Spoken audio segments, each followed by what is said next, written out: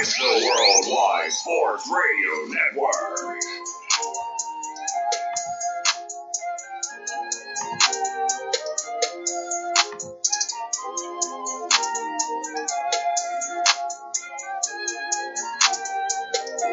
Welcome to the first ever edition of Smoke and Mirrors here on the Worldwide Sports Radio Network. I'm your host, Declan Krogman, alongside the one and only Polius brothers. That's Greg and Steffon Polius. What's up, guys? What's going on? Glad to be here.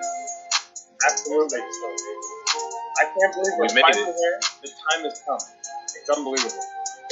But I guess we'll get to everything rather quickly.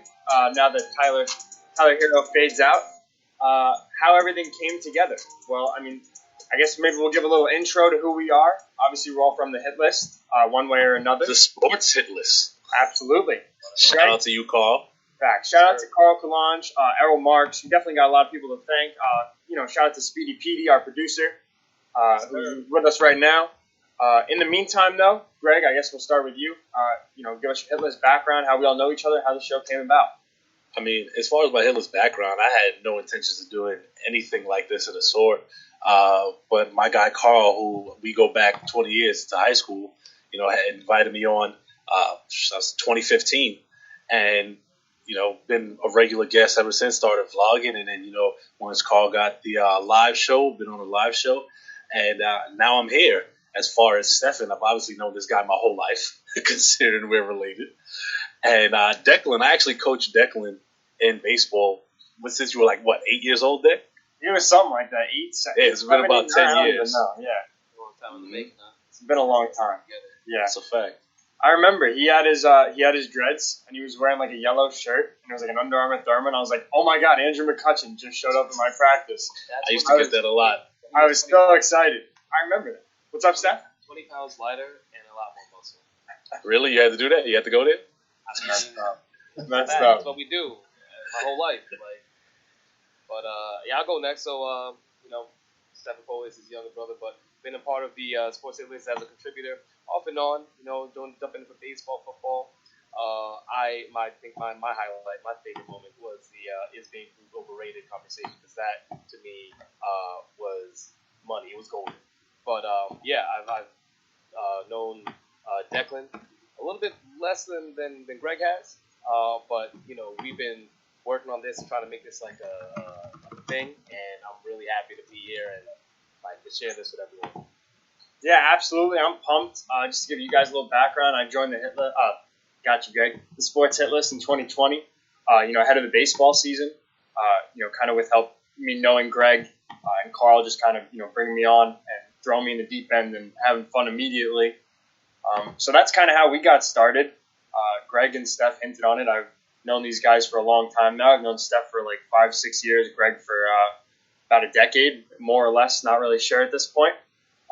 But why don't we get into some sports topics? We got a lot to cover today in the hour. The first hour we will ever do on this show on the Worldwide Sports Radio Network.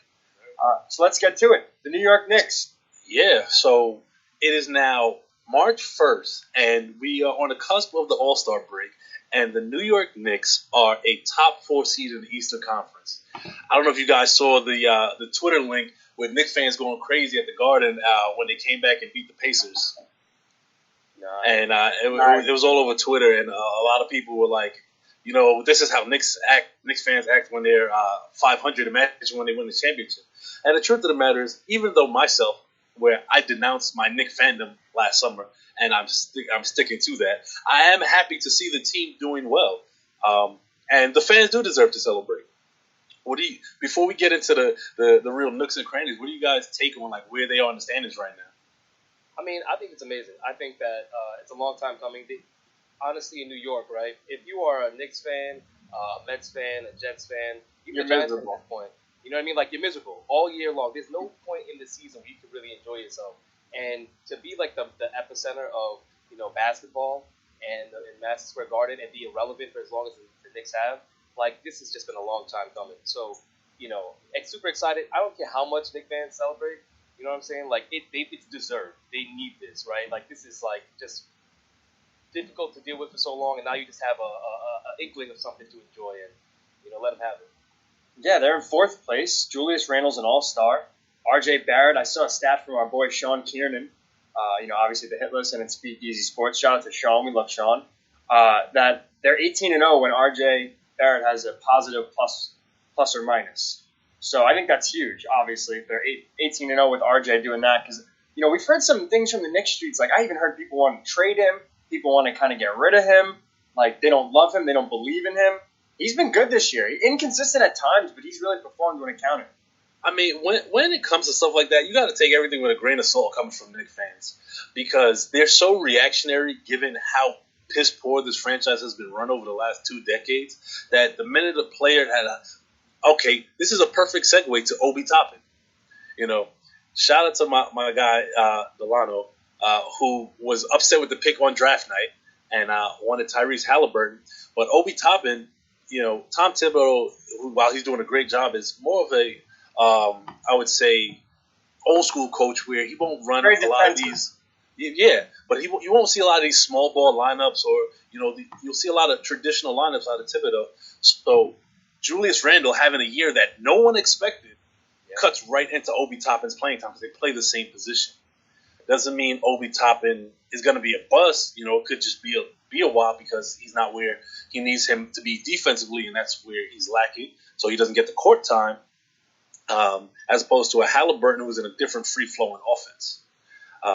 But to your point, Deck, I would say you got to give him time. And just like R.J. Barrett, he's proven to be a solid second option on the Knicks team. Yeah, I mean, especially, what do you guys think, given with the Knicks rotation? I know Kevin Knox, Austin Rivers, we've seen their names, be floated in some trade conversations. More or less, I'd like to focus on Knox, considering he was a draft pick in the first round. I think it was 1 or 2 years ago, maybe. I can't remember. I think it was 2019 or 2018. Oh, sorry, 2018 because Barrett was 2019. Yeah, so Knox not getting play, and I think maybe it is because he's not the best defensive player. He can shoot the 3-ball, but in terms of his defense and Tom Thibodeau being a defensive-oriented coach, what do you guys think in terms of kind of where he fits in the Eastern Conference team right now? I don't think he fits. I don't. Yeah, So him or him, especially with the acquisition of Derrick Rose, I don't think he fits. I don't think Austin Rivers fits because Tom Thibodeau has his 8 to 10 guys, his rotation that he's going to play, and they just don't fit the bill. And Knox is extremely inconsistent in all facets of his game. Yeah, I agree with that. I mean, he doesn't fit, and I just don't think he's shown enough in his time as a Knick for you to believe that there's a role for him. So, I mean, you cutting bait now and trying to get something back for him, knowing that he hasn't shown much. What can you get back? He's shown nothing to give himself of any value. I mean, at this point you're just trying to get potential, right? He was evaluated as a first round pick at one point, and I mean, the potential is you can still see potential there, maybe in working on a work in progress. Look at Julius Randle, though, right? You're talking about it took 7 years. A player that no one saw really doing what he's doing right now. It sometimes takes a coach. So it's if you are evaluating, Kevin Knox, you're well, I think he could do this for us because we have the guys that can get him to that level. I think there's some value. I'm not saying there's no value, but there's something there that makes some potential. I think where the Knicks went wrong in terms of when they drafted Kevin Knox was the past couple years, whether it be Kristaps Porzingis, Frank Ntilikina, they drafted guys where you couldn't pronounce their name. And I think that didn't pan out for them. And I think that got in their head. And they said, you know what? We're going to draft Kevin Knox because everyone can pronounce their name. And he sucks. It doesn't work out. That's my joke of a little synopsis of why the Knicks. We're going to work on that. We're going to work on that delivery. But in terms of the Eastern Conference, though, and the way the playoff picture is shaping up, considering we're at the All-Star break here, especially with this I love what Adam Silver did with the playoff format, and you have the 7 and 8 seed and the 9 and 10 seed with the playing games. Now, for those of you out there that aren't too privy to the format, 7 and the 8 seed play each other. The winner then becomes a 7 seed. The 9 and 10 seed play each other. The winner of that then plays the loser of the 7-8 game, for the 8th seed. And so I believe if you check the standings, 4 through 10 is separated by like 3 games. So, you can go on a losing streak and be out the picture. Yeah, very tight. So how do you think? I think right now, the 7 through 10 seeds we have. I know I sent the screenshot earlier to you guys. The Raptors, Hornets, Pacers, Bulls. All right, do we see that holding? I mean, it's tough. It's tough to tell because technically we're not even at the All-Star break. I know it's a later All-Star break. It's in a week. I think the All-Star game's Sunday. I mean, technically we're not. We're at the All-Star break. All right. Well, I was giving it a week because the All-Star game was on my dad's birthday on the 7th. Like, I'm just gonna relax on that. But yeah, no, I don't know if everything sticks. There's definitely some. The 9 and 10 seed are kind of creeping down their back. So everything. I don't think that you're going to see a lot of holding. If you do, anything's going to be close. There's no runaway in terms of the 4 and 10 seeds in the Eastern Conference right now. No, there isn't. But I'm going to make a bold prediction here. In terms of the 4, 5, and 6 seeds, I'm going to go with Hornets, Pacers, and Heat. Wow. Yep. I mean, go with the Hornets because they've shown some promise with LaMelo Ball, LeVar Ball. You guys hear? That's my dog barking his head off. I didn't really have a dog. There we go. Well, I do know. I hope that's my dog. LeVar Ball is not really. He's talking a little more. I didn't call him LeVar by accident. I was talking about his father. Will you relax? Oh my God! Look at this guy. He's ready to jump off. Unbelievable. Just gotta make sure you're on point, bro. Nah, you got it, man. You got it. LaMelo is a rookie of the year. I picked him for rookie of the year before the year. I don't know if that's not really a huge hot take. Nah, it's not at all. But I'm just saying. He's killing it. Of course he is. He's killing it. And I think Greg made a little comment comparing him to LeBron James offensively at age 19. Yeah. So, we're going to get off track. That could be a whole separate topic. Yeah. What I was saying is not in terms of the totality of his game at that age. And I said that he is a better shooter than LeBron at 19 than LeBron was. Gotcha. And now, where do you think the Heat are going to finish? I know you said you picked them to 5, 6, 5 or 6. And I don't see the Knicks have probably the hardest schedule coming up. This is so just to bring it back to the Knicks. So I do think that shout out to Coach Womack from the Sports Hitlers because he called this. He said, now they're getting nationally televised games. Everybody wants to see the Knicks, and their schedule is gonna be a disadvantage to them. And it's going to hurt them in the standings. I still think they're going to make the playoffs. I could see them, as a 7 seed, 8 seed. But it'll be good. It'll be great for New York if the Knicks are back in the playoffs. And it'll be great for basketball if New York basketball and MSG is really not to jump down your throat and take your thunder there, take your NYC thunder. It'd just be great if the Mecca is back and rolling, especially if you get fans in there. I have a quick question, though. What do you think about the expectations now on the Knicks? Like, going into the season, obviously no one had high expectations just like any other season. But now that you're coming into, going to the second half, with them having more national televised games and having a little bit more pressure, now the media may be focusing more and keying in on their performances. How do you think that plays? The Knicks, to their disadvantage or maybe advantage? I think disadvantage. Do you want an honest answer or do you want the politically correct answer? I would love the honest answer. I think that's what we're here for. All the smoke, right? It's not a joke. So if you're going to give the honest truth, give the honest truth. The honest truth is that it's definitely going to be a disadvantage because Knicks fans tend to be on the delusional side. As a former Knicks fan, I could say this.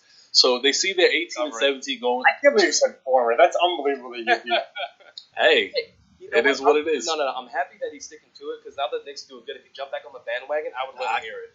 That's true. That's a bad look. That's a bad look. No matter how good they get now, I don't want to hear. I want to see orange during basketball season stop.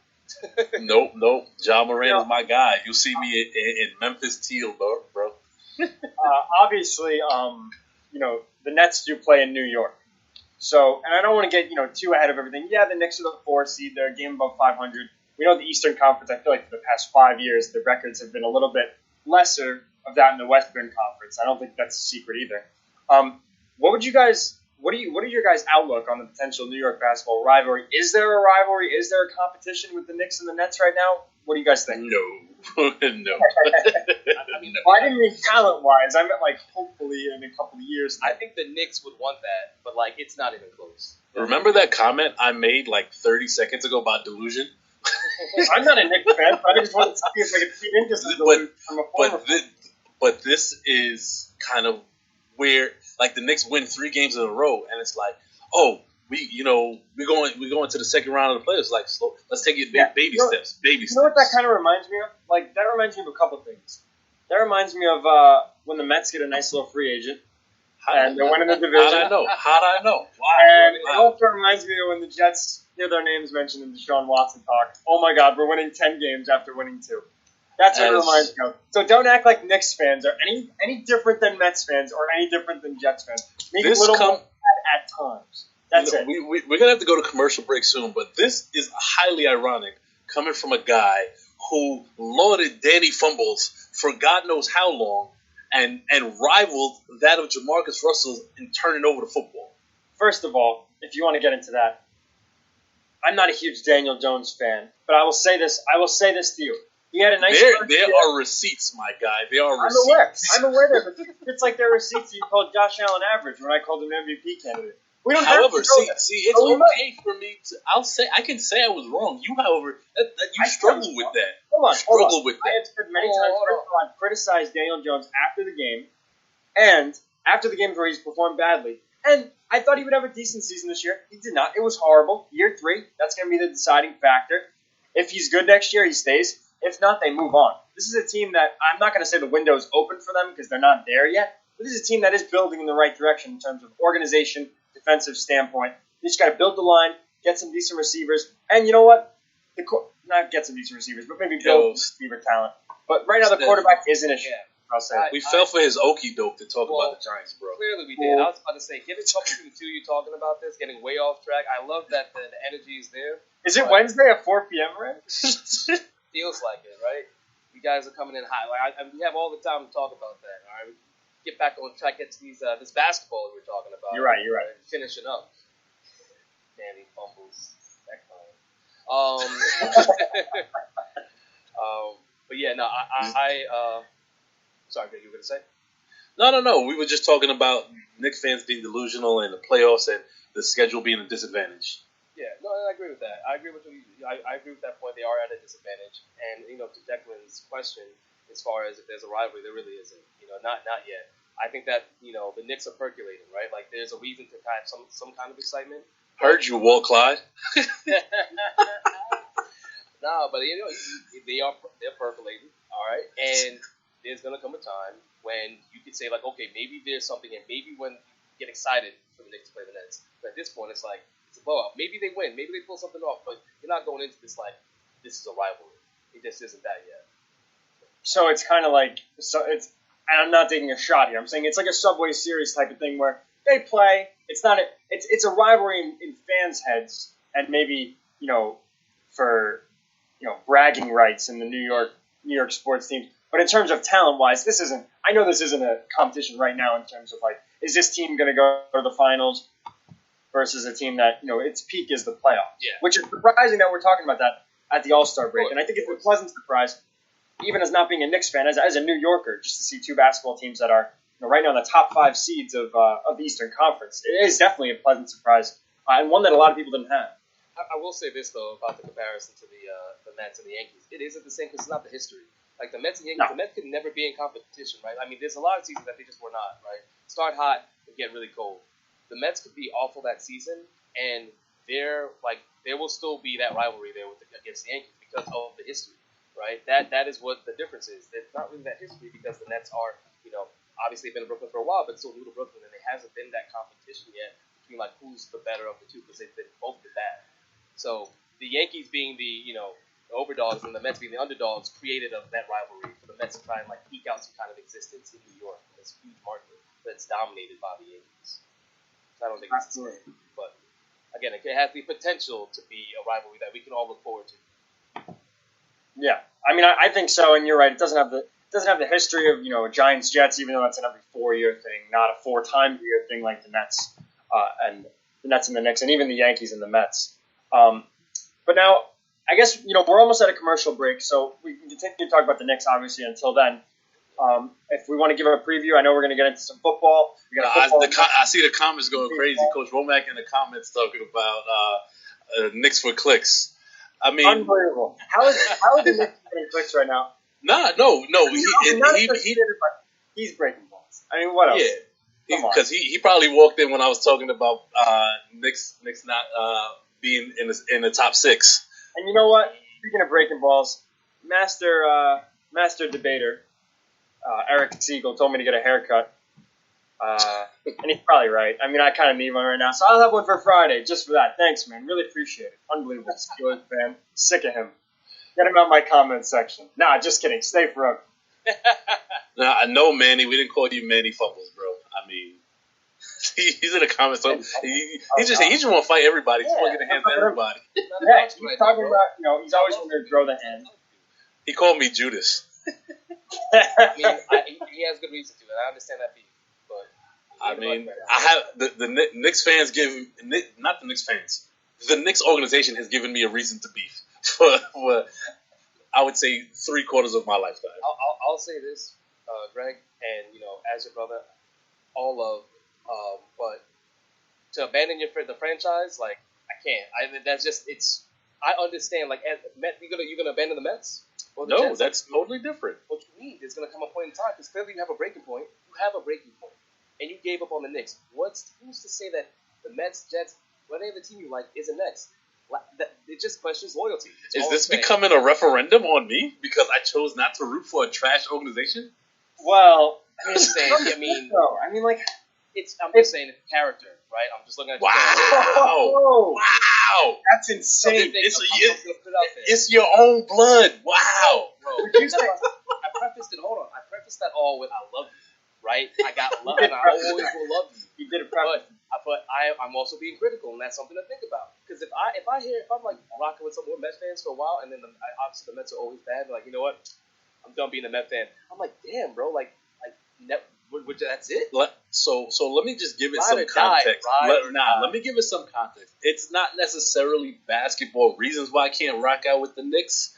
And I don't want to get into it because we're on a sports show.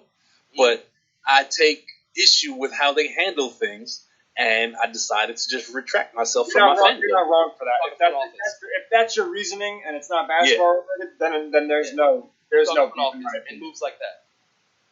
I'm sorry? Talking front office and like moves like that. I'm 100. Yeah. Talking about a guy who owns both teams in MSG right now. Yes. Okay, understood. And on that note, we'll head right to commercial break. You're listening to Smoke and Mirrors on the Worldwide Sports Radio Network. We'll be back in 3 minutes. Stick around. You don't want to miss it. It's the Worldwide Sports Radio Network.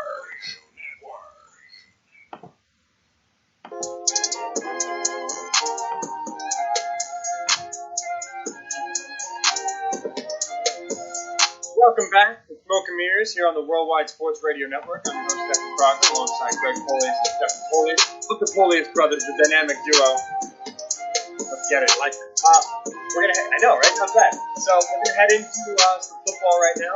Obviously, we got a lot of Deshaun Watson and Russell Wilson news to break. Essentially, not necessarily break, but to get on this afternoon. First, we learned this morning that Deshaun Watson. My dog again, bro. We learned that Deshaun Watson has no fear of sitting out this year. And Greg, you mentioned some of the financial ramifications, but this is a guy who is willing to hold out if he's not traded. Yeah, and it's crazy because he can lose up to $20 million this year if he sits out. Wow. Now, to us common folk, that's like, wow, $20 million, how you can't do that. Like, you can't do that. But then we have to look at it from another standpoint. There's a guy who signed a lucrative contract with a massive guarantee. And for him, it seems like it's a matter of principle as opposed to the dollar amount. And he feels so wrong by the organization that he's like, I want out at all costs. And I know a lot of people have said, he doesn't have any leverage in the situation. If a guy is willing to throw away $20 million, that's leverage, in my opinion. Yeah, I What mean, do you guys think about that? if that's the case, in terms of his actual leverage for, I think he has some leverage in that regard. I don't think you're wrong on that. But in terms of getting a trade done, the Texans have no leverage because they're going to want to get a huge asking price, and they're going to look for 3 first-round picks. A lot of people seem to think they're going to get 3 first-round picks and some change after that. Like, Christian McCaffrey's name has been floated around in some discussions. We've seen a lot of names like Brian Burns, Curtis Samuel, Robbie Anderson, all be floated around just from the Panthers alone, not even with the Dolphins or the Jets or any other potential buyers. But I think if there are going to be any, it's going to be those 3. But teams might not give the Texans the whole package for Deshaun Watson, even if, listen, I think we all consensus can say that he's worth 3 first-round picks. He's a top 5 quarterback, perennial MVP candidate, and a Pro Bowler. Not the Pro Bowl matters, but he's an all-star quarterback every year. Steph, I obviously want to get to you on that. So, go. Yes, he is worth that much. You saw how Matthew Stafford kind of set the market of what the value is, and obviously a lot younger, a lot more talent, a lot in the tank there. But I would say that, and something that's interesting, yes, he has the leverage, but if you look at Houston, if you look at the Texans, they're not really going anywhere. And to me, that front office is petty. Like they clearly, he went into the season saying, I want to be a part of these decisions. And they didn't allow him to make those decisions, at least to be in the room. So if the option is to wait and let him lose money and know that they could still get the same, I think the trade value doesn't change regardless of the market. So, let's say he sits out, he loses, close to $20 million. I think they do that. It's not like they're trying to win this year. They don't have a team that can win. So they might just let him hold out and not feel like they're hurting and then hurt his wallets and then eventually get the trade that they want, which to me is a win-win for them because they're going to get a king's ransom for it. You mentioned that the front office is petty. I would go more on the lines of incompetent as opposed to petty. That's fair. Easter Bay is terrible. They could be both. It's not I'm not saying that they're one or the other. They could literally be both. I just think how they handle the situation. You can call that incompetence, but I can call it pettiness too, because you can tell to tell this man that he's going to be in the room to make the decisions and then not do it. I don't think that's incompetence. If anything, it's disrespect. Yeah, but not to cut you off. I'm sorry about that. Yeah, no, it's all good. Disrespect helped me out, but I believe that for organization to move like that, when it comes to now he's going to sit out. Well, all right, sit out. See what's going to happen. You know what I mean? And that to me is a pettiness because he clearly has value. He doesn't want to be there. I 100% agree with his reasoning for not wanting to be there, especially since they have not protected him. They have not put pieces around him. They removed his biggest piece and got back a running back, in David Johnson. And a second rounder. Outside of his first game, which everyone thought David Johnson was back, his whole season was forgettable. So concussion, Bill. Even before the concussion, though, David Johnson just is not the running back or the player that you want to get back along with the second rounder. So that speaks to the incompetence, speaks to the pettiness to me, it speaks to the disrespect, all of it. It's why J.J. Watt wanted out, and now he's getting a payday from the Cardinals. In case you guys didn't hear, J.J. Watt, this was 40 minutes ago from Adam Schefter. Breaking. Hit him. We wanted hit him with the breaking news. It was breaking news right before our show, a little bit before. I know. News. Can we get a drum roll or something? Jeez. I'm not good at drum rolls, bro. Me neither, man. That's so boomer. Cardinals are giving J.J. Watt a 2-year, $31 million contract. That includes $23 million guaranteed for a defensive end who, no knock on J.J. Watt. Football's an injury-prone game, and he happens to be an injury-prone player, especially now that he's getting older in age. That $23 million, out of the 8 remaining is huge. I think the Cardinals are crazy. I think this is a vast overpayment, and I know Paul Lawson is agreeing with me. Travis still thinks he's worth this. Shout out to the football crew over at the Sports Hit List. But I just don't see him as the same player, the same disruptive defensive player of the year. Doesn't mean he can't be effective, but maybe on a limited snap count. But for 23 guaranteed over 2 years. It's tough, but it's not ridiculous. It's not really ridiculous money. I don't think it's going to blow up their cap. The Cardinals do think, they went 8-8 last year. They probably should have a playoff spot. I don't know how the Bears, the Bears got in over them, but they totally were a better team than the Bears, and they just folded at the end. Kyler folded, that team folded. But Kyler's a guy who, listen, he won Rookie of the Year. He had a nice, and even after Rookie of the Year season, I think we can all agree he stepped up his game in year 2. We didn't have a sophomore slump like, Danny Dimes. But year 3 is going to be the biggest year for a quarterback. I've said that all along. I don't think it's a secret. Year 3 is huge. We're going to see what they want to get. If they want to get the window open and try to win on his rookie contract, I don't think they have what it takes to win. But can they contend? Can they be a playoff team? Absolutely. And that's just what the gig process is. I mean, J.J. Watt isn't the guy that's going to put you over the hump at this point in his career. But he can still change the game. I think you're really throwing a lot of shade and not giving J.J. Watt his due credit. I know he's older. He hasn't performed like he has in the past before his injuries. But to me, you still have to double J.J. Watt, right? And that leaves openings. Like J.J. Watt's presence on a D-line does change the defense. And he's not getting to the quarterback as much, getting those sacks, but he can still get the pressures, right? He's still requiring the offense to double him, offensive line to double him. So I think that the Cardinals made an aggressive play, yes, but I can see it paying dividends, especially with an offense that is clicking, that you want to have a defense that can do it. And J.J. Watt, to me, is a big spend that can get that locker room hype as well. Like, this guy, he's a big figure in the NFL. And so you're talking in terms of leadership. I could see that aspect of it. Not leadership, though, but I'm also talking about what he, on the field. You're not going to not double J.J. Watt. You know what I mean? Like, he's just a beast. Even at his age, you're still going to double him. If you have one person, like one lineman, offensive lineman that has to guard or cover J.J. Watt, he's getting to the quarterback. I still think he could do that. So all I'm saying is I think that they made an aggressive play, but I can see it paying dividends.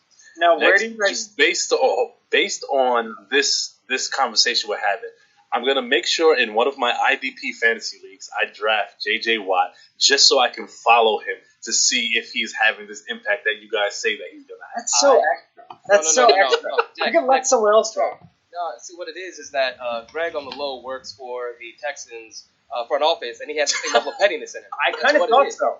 I was getting the vibe. He gets his cues from those same people because that's just petty. And you know what? I'm going to be here for you when J.J. Watt does deliver you some defensive numbers, but I'm going to be in that league with you, I'm sure. I'm going to beat you, and J.J. Watt's not going to be the reason, obviously, that you lose, but I'm going to rub it in your face. I'm not gonna lie. That sounds like a challenge. Brotherly smoke on Smoking Hands. Here for all the smoke all the time. Always. Yeah. Now, what do you guys think? So, Travis had mentioned in the comments section, Chandler Jones would be alongside of him at the other defensive end spot. Now, given he is a free agent, so in all likelihood that he returns, how do you think that team can really what is your over/under for that team right now? Like, what amount of wins do you think they can eclipse? Honestly, I can't make any wins predictions until after the draft. All right, fine, that's fair. I get that. But where are they picking though? They're picking in the mid. Doesn't matter because this draft. There's a lot of talent in this draft, and they could address needs in the 3rd and 4th round that could have potential impacts during the season.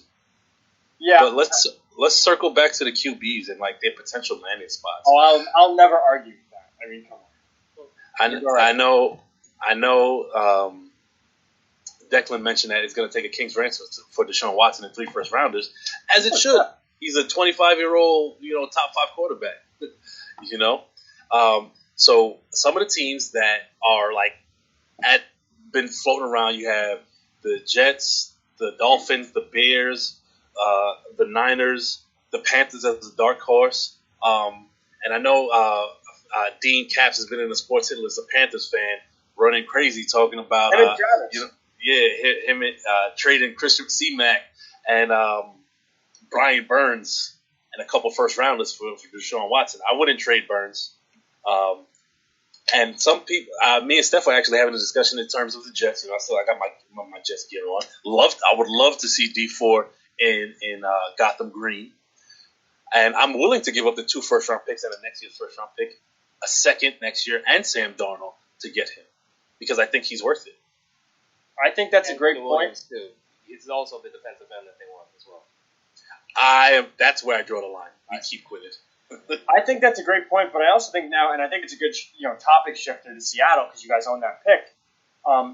If Russell Wilson's gone, that pick could be a lot better than you think it's going to be. First off, and second off, Russell Wilson is now. What do you mean? The pick is 23 this year.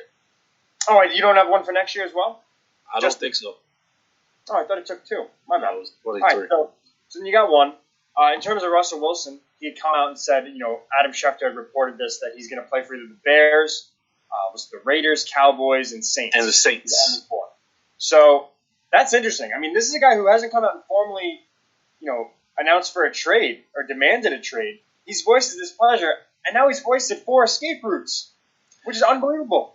I mean, it's definitely unbelievable, but I think it's something that's been brewing for a while. And then you saw the reports come out, about him storming out of the office after they had the conversations about the offense and where they didn't try to hear him out and his suggestions. Considering he's probably one of the most sacked quarterbacks since he's entered the league, he can talk. They should, yeah. He can talk, and they should listen. They haven't tried once to protect this guy.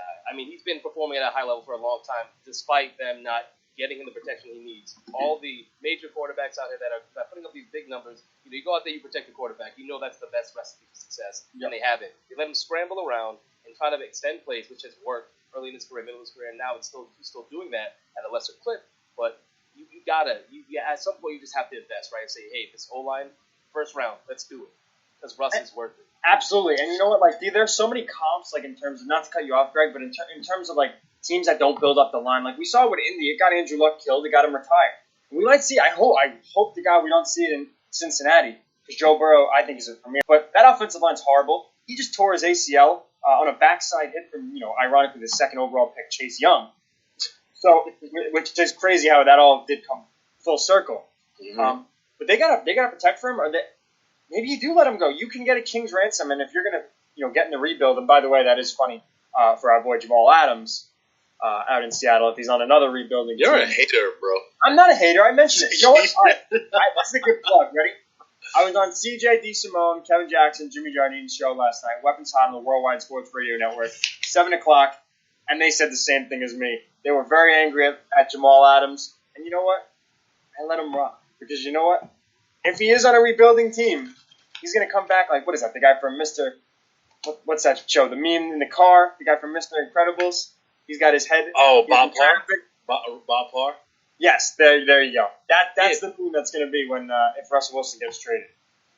I'm going to get to the Russ trade talk in a sec, but we have to stop this getting upset with players when they demand trades, especially when the organization says they're going to pay them, and they say it publicly. Right. That, like, if you work. I'm not trying to compare like what we do to what they do, because it's different. Because our conversations with our bosses aren't public, but to go out in the media and say like he's worth X amount of dollars and we want to keep him here, and then to shop him around and say, hey, we're making calls and seeing what we could get for him. As a player, I'm going to take offense to that, especially as the best player on the team. Like, you told me one thing and did another, and this is the same reason why Deshaun Watson wants out, because they look at the players as commodities instead of people. Yeah, but now here's the thing, and we can all agree that the Jets organization, especially when Adam Gase was at the helm, was corrupt, and corrupt in a sense that it was a losing, the team abided by a losing philosophy, and it was a joke for a lot. I hate to rip Adam Gase, obviously now. Actually I don't, but I hate to rip him now that he's gone. I'm sure you guys love the ripping on Adam Gase, but here's the thing with Jamal Adams, right? They said they would pay him, but at some point, two sides cannot always come to an agreement. In Houston, they came to an agreement. They paid Deshaun Watson a king's ransom. Now Deshaun Watson. That was easy though. That's you pay easy. a QB before a safety. Yes. That's the thing. So if you say you're going to pay a safety, and then you bring the numbers to the table, and the numbers ain't adding up, and you're like, okay, we're a rebuilding team with a quarterback who we don't know how he's going to be entering year 3, which, as I've said multiple times, is the most important year for a quarterback. We're going to now lock up a safety that could be stuck here when we're terrible, and now we got a situation where this guy's going to eventually ask for a trade, and it's going to be impossible to move him with a huge contract. I mean, that comes back to effective communication. Steph, what's your take on it before we get to Russ land the spot? I was going to say that as far as Jamal Adams goes, throwing him in here, I just think you don't come out and say that we're going to pay him. Like, you don't have to communicate that. It's, you're sharing information to try and make the public appeal and make it seem like, oh well, this is our guy, and they like to do that, it's platitude. You just like to say, make these empty promises and then go back on them. I do believe that Jamal Adams had every right to feel that way because he loved the Jets. That man, every offseason was campaigning, trying to bring talent to the Jets. He was doing everything he could to make that team better, and he invested in the team. He didn't invest in what ownership usually does. He not invest in the players. Yes, give him the money. I'm talking about like faith. like having faith and saying like, yeah, you're worth this. You believe in us and we love you. You've done everything we've asked of and then some. Here's a reward, not just the money, but like we're gonna, because the money needed, but like that guarantee that when I give you my word, it is going to be that. And if you can't do it, don't say it. Yeah, Declan, man, he said you lie when your hair moves. Yeah. So my hair moves a lot too. That's hilarious. But I don't lie. You know what? If you want to laugh, shout out to the comment section. You guys are great. Oh, that's a fact. Love everybody in the cool. comment section. Love everyone in the comment section. Everyone's making moves today. But going back to, I'm gonna get a haircut or wear a hat next time. You know what? I just got out the shower. Give me a break, all right? My God, unbelievable. They know you're Maybe, talent, bro. you know what? Maybe I'll tell him that Russell Wilson's gonna go to the Raiders and see how much he just said that. He said Russell. Of course, Manny wants everybody to go to the Raiders. I'll tell him that Russell Wilson's gonna go to the Raiders and my hair's gonna move like this. As a fan, I want to see a Russ and Dak swap. That's what I want to see. I want to see Russ with the Cowboys and those weapons. Yeah, I mean, he would totally benefit from that, and that would be insane for him. And the Cowboys, albeit their coaching staff may be whack, for lack of a better word, those swaps. The only time we've ever seen a swap like that was Nick Foles and Sam Bradford, and that's not even a pimple on the fanny of what that trade could be. Yeah, but look, this offseason alone with the QB carousel is unprecedented. And we thought last year was crazy. By the way. Football is moving in a different direction, where it's coming closer to the NBA, and players wanted to take control. Yeah, it's gonna take a little longer, but this is like the basis for it, And now, lastly, before we head to break, so Jamal Adams, not to bring up old smoke, but Jamal Adams, you mentioned, Steph, was going around and trying to recruit, doing everything you should be doing and more, honestly, going over the top to get free agents coming to the Jets. And that's definitely, they've said that's partial to why Le'Veon Bell showed up. And Le'Veon Bell took issue when Jamal Adams asked for a trade, which I think is a little bit. I think Le'Veon Bell was kind of wrong in that sense, considering he did not because he asked for his release or they granted his release, but going back to that situation where we agreed that the two sides cannot come to an argument to an agreement. Excuse me. So I just wanted to know what your guys' take was on that quickly before we get to break. There you go. So you could take it, Steph. Isn't that sweet? They're getting along now. I got to separate you two. Ebbs and flows. I agree with you, Jack. I do agree with you, Jack. Like, I my whole approach when it comes to, tradition and, like, how things should be, it's not, you shouldn't, like, Le'Veon Bell being upset with Jamal Adams for that, to me, was out of line. And especially coming from his own situation, right, where he wanted to get paid, and he was willing to sit out. He sat out the whole season. I understand the camaraderie, and I think Le'Veon Bell was excited to be on the Jets, and Jamal Adams recruited him, so he felt like he was being abandoned. But he also should understand where Jamal Adams is coming from, being in a similar situation, and wanting to get the money he deserved, and being willing to do whatever it takes to get that. So I get being abandoned, but that could have been a conversation at the locker. Yeah, absolutely. That could have been a man-to-man conversation. Hopefully not a conversation at the locker like Geno Smith and Anthony Polly or whatever his name was. That might not have went too good. I don't know about Jets locker room conversation. We're going to head to break right now. That's a great segue. Not really a great segue, but great way to end the topic there. Le'Veon Bell, tough situation with the Jets, and he had to deal with it in Pittsburgh. Baseball's next. Stick around. We got a great end to the show. I'm Declan Krogman, Smoke and Mirrors, Worldwide Sports Radio Network. We'll be right back. Don't go anywhere. It's the Worldwide Sports Radio Network.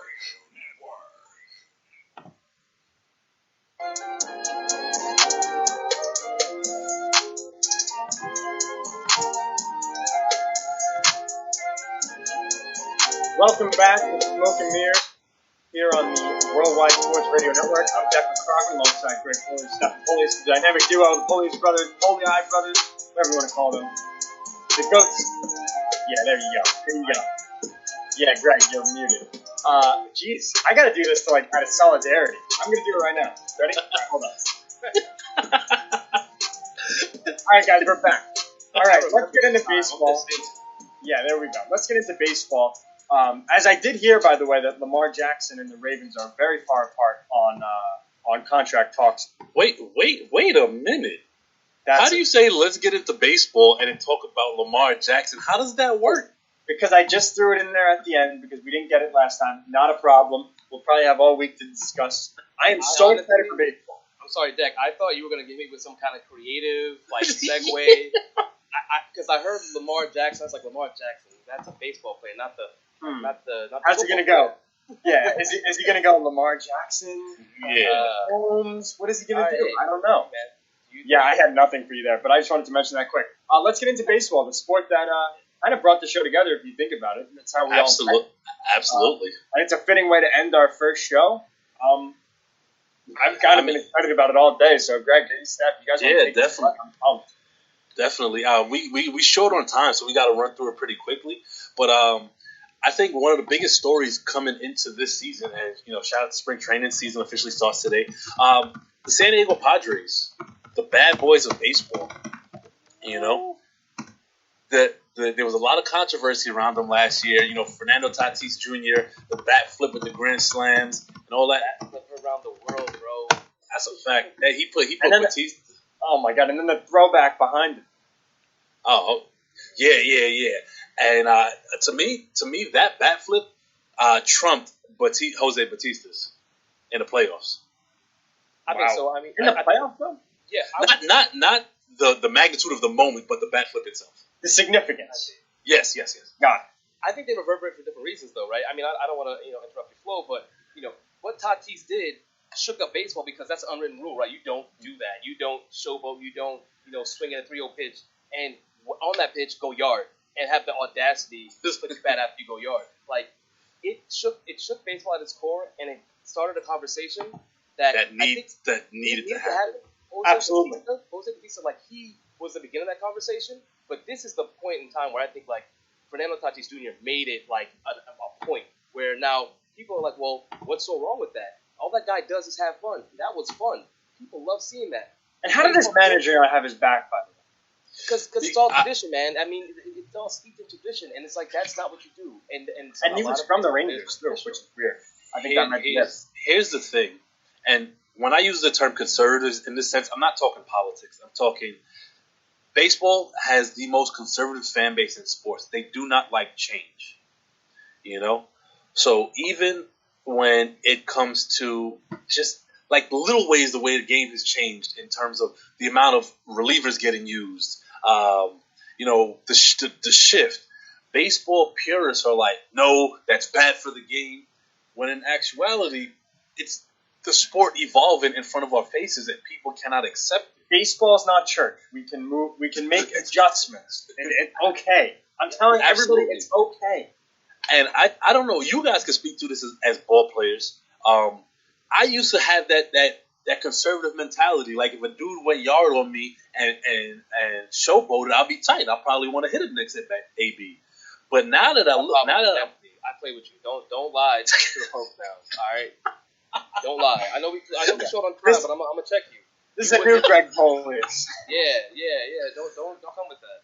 All right. Not brand new Greg. Not brand new Greg. All right. We're not doing yes.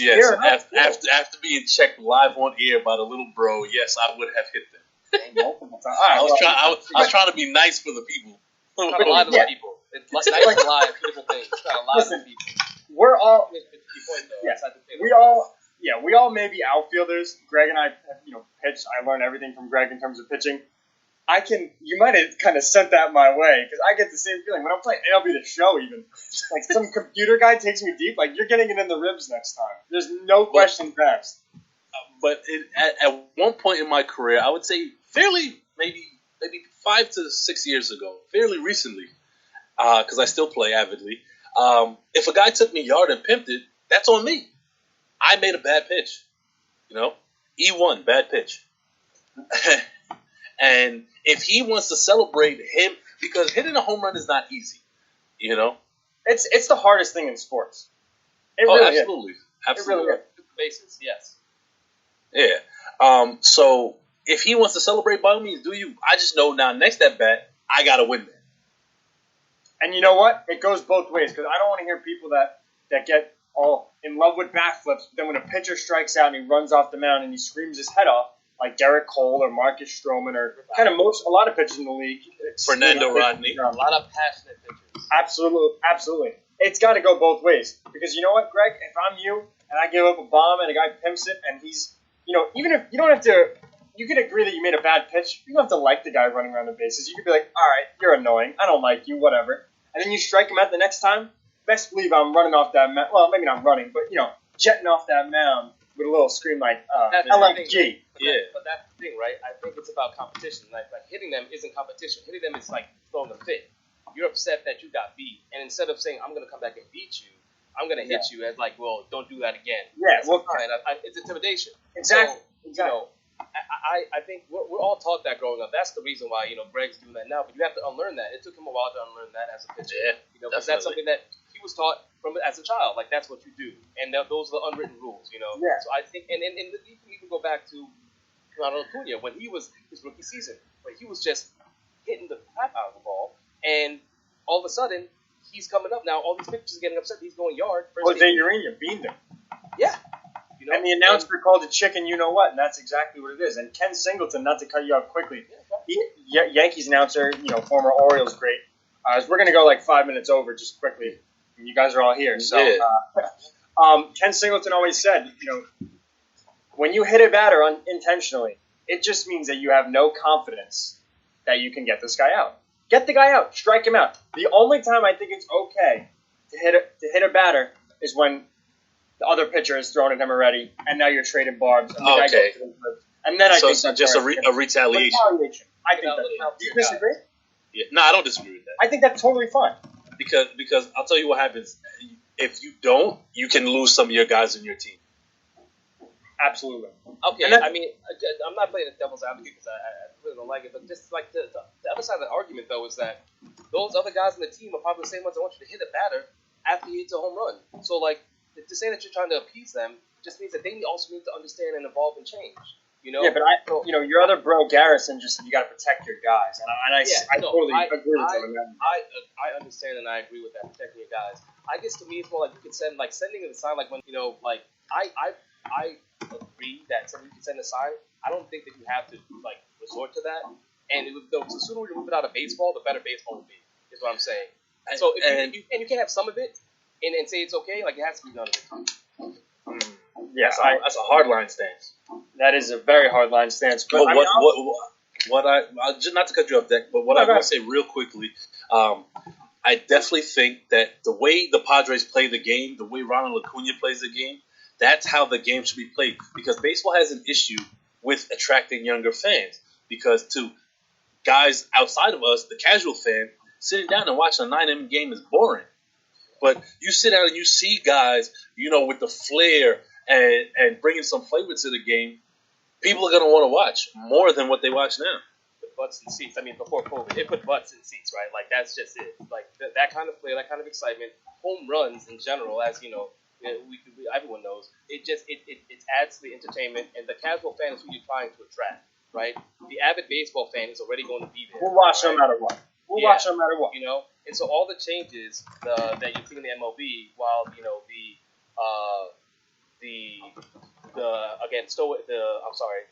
avid baseball fan is upset, and thinking that it's too much change, it's not going to be the same game. Well, at what point do you want baseball to start to progress? Because it's lagging behind all the major sports. You have to start. With the exception of maybe hockey, no. Yeah, with the exception of hockey, baseball's third. Yeah. Baseball playoffs still do well in terms of the ratings. Baseball playoffs, they do better than NBA. What is it called? The NBA playoffs and baseball playoffs. The thing is, the NBA playoffs are on cable, so it loses because baseball's on network TV. Gotcha.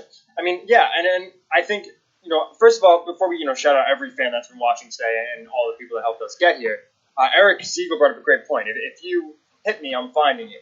And I think we can continue to say it. Like, I'm not a believer in hitting somebody after they pimp a home run. Strike him out.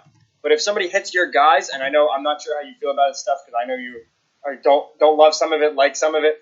Like if you hit my guy and it's intentional, and we know it's intentional, you're getting one in the ribs or in the ass, and then that's just how it is. I do understand that, but the same way you're saying like, oh, okay, so they hit a home run, now you beat them by striking them out. Yo, they hit your guy, now you go and crush them, right? Like it has that same appeal. Like you can't make the argument for one and not make it for the other. It works both ways. So you go out and win. You go out and beat that team, because what's going to eventually happen is they put a runner on, right? And that runner goes and scores. How often, if you make these teams pay with your bats, they're gonna it starts becoming popular to do it, right? Because now your ego is what's wounded. And I mean, and then not for hitting your guys, because again, protecting guys, I'm not against that. I agree with that. But to me, you send that sign like, hey man, that wasn't a good idea. I didn't like it. Boom, move on. But it has to be full stop. Like I don't think it's like you can only hit them when they do this. Be removed from baseball. I mean, shout out to Keith Cadogan in the comments. He just made a great point. You know, there's nothing really wrong with a little showboating. Just like when Cad was dabbing on folks, if you want to stop me, I won't celebrate. If you stop me, I won't celebrate. Yeah, exactly. And you know what? When you stop them, like the Broncos did in the Super Bowl, you can celebrate in the end zone. Von Miller can dance in the end zone. Malik Jackson can dance in the end zone. If you celebrate, you back it up. You play what you play, essentially. As in terms of excitement, you know, before we get out of here, I just want to touch on the extra innings rule real quick, because we it's just quick. We can agree that baseball is lacking excitement, right? And for those of you that don't know the extra inning rules, if it's going to start with a man on second base, and we also have 7-inning doubleheaders. That's the other rule, correct? So extra innings. I'm all for having a man on second base. For those of you that say it's not real baseball, I disagree, because you're still in baseball situations. What you're doing is you are forcing the defense to come through in the clutch. And each team, and that's excitement. It's like a playoff field. There's a runner in scoring position. A single can either cross the go-ahead run across the plate, or a single can win this game. What's it going to be?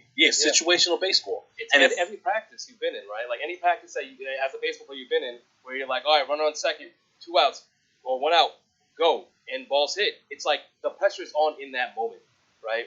And in practice, it's like there's no stakes. Oh, I missed it. Next time I'm going to get it. But in the game, high stakes, and you'll see that on the players.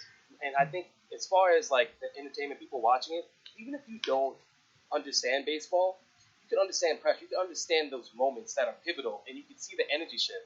That is what's going to allow fans that aren't as in touch with the rules and understanding to still be engaged, because they want that feel. The reason and especially now the fans are getting back. Yeah, especially the reason playoff baseball does better than regular season. Obviously, 162 games people don't want to buy in for, but that atmosphere. If you can create that in a regular season game, that's going to just do you. It's going to only benefit you. I'm actually really excited for this particular rule. Like, I can't wait for the first extra inning game. As for the 7-inning doubleheaders, I'm also really excited for that. For those of you that never really played 7-inning doubleheaders, it's a different brand of baseball. It's intense. It's super intense, because by the 3rd or 4th inning, every run counts just a little bit more. You go up by 2, that's a big deal, because now you could bring in your closer in the 5th inning or the 6th inning, and you're like, holy smokes. Especially if you have, a top-of-the-line closer. Shout out to the Mets not having that yet. The A's could be good this year, though. Yeah, I don't go that far. Yeah, don't do that. Don't put that in the end. Don't put that energy in the end. That's exactly like a former Knicks fan. That's what a former Knicks fan would do. Oh, boy. Right? I really got to be in the middle next time. Maybe. But a former Knicks fan that's probably on his way to becoming a former Mets fan, who knows? Well, don't do that. Don't do that. I mean, all right, Mets under new ownership, bro. Mets under new ownership. Yeah, if they win 78 games and some more GameStop stuff happens, where do you stand in August? I cannot comment on the matter in the moment, but I am excited for both teams. Got a lot at stake this season, Mets and Yankees. And I would love. Can you imagine a day-night 7-inning doubleheader, one at Yankee Stadium, one at Citi Field? Like, how fire would that be? Well, fire enough that we're going to be going. So, And on that note, unfortunately, we got to head up. In case it wasn't blatantly obvious, my two partners are some of the most brilliant baseball minds you'll ever know. And you'll catch us out on Friday. On our next show, you'll see Smoke and Mirrors at 1 o'clock, Monday and Friday. Thank you for a great first show. Shout out to Carl Kalange at Sports Hit List, Errol Marks of the Worldwide Sports Radio Network for giving us this platform. and our boy Speedy Petey for everything he's been doing today. Shout out Speedy. For us going forward. Shout out to Speedy. Shout out to everybody. Thank you for the fans, everybody in the comments section. Friday, 1 to 2. Be sure to check us out. More baseball talk, football, basketball. Here for all the smoke all the time. Smoke and Mirrors on the Worldwide Sports Radio Network. I'm Declan Krogman alongside Greg Polius, Steffon Polius. See you on Friday. Later, y'all. Later. It's the Worldwide Sports Radio Network.